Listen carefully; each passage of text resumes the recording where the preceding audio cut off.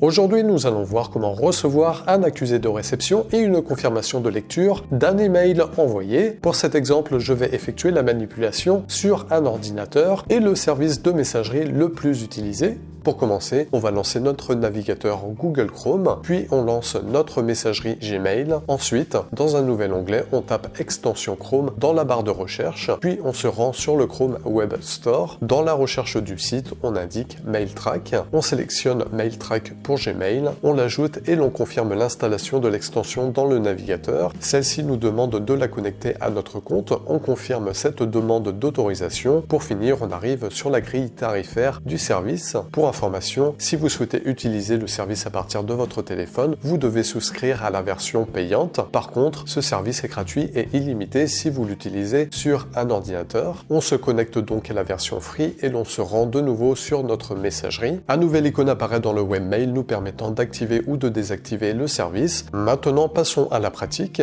En créant un nouveau message, une petite pub s'insère dans celui-ci. Vous pouvez la retirer. Un nouvel icône est également disponible permettant l'activation ou la désactivation du service juste pour ce message. Pour tester, on va donc envoyer cet email à nous-mêmes. Information importante concernant le mode de fonctionnement des confirmations de lecture. Ce genre de service insère tout simplement une image dans le contenu de l'email et prenant la taille d'un pixel et qui est donc invisible pour nous à l'œil nu. Le service va considérer le message comme lu lorsque celui-ci ira chercher et télécharger cette image stockée sur le serveur de celui-ci, mais seulement à partir du moment où le destinataire autorise le chargement de l'image. Pour faire simple, vous ne pourrez pas recevoir de confirmation de lecture de votre email envoyé si le destinataire ne valide pas l'affichage des images dans celui-ci. Par contre, vous aurez quand même l'avis de réception. Maintenant, pour le vérifier, il y a plusieurs façons. Soit vous allez dans Messages envoyés. Ici, lorsque c'est vert, le premier icône correspond à l'avis de réception. Le deuxième à la confirmation de lecture. Si vous ouvrez cet email, vous les retrouvez ici. Vous avez également la possibilité de les vérifier à travers les libellés que le service a créés dans la messagerie. Ici pour les messages ayant reçu un avis de réception et là pour ceux ayant reçu une confirmation de lecture.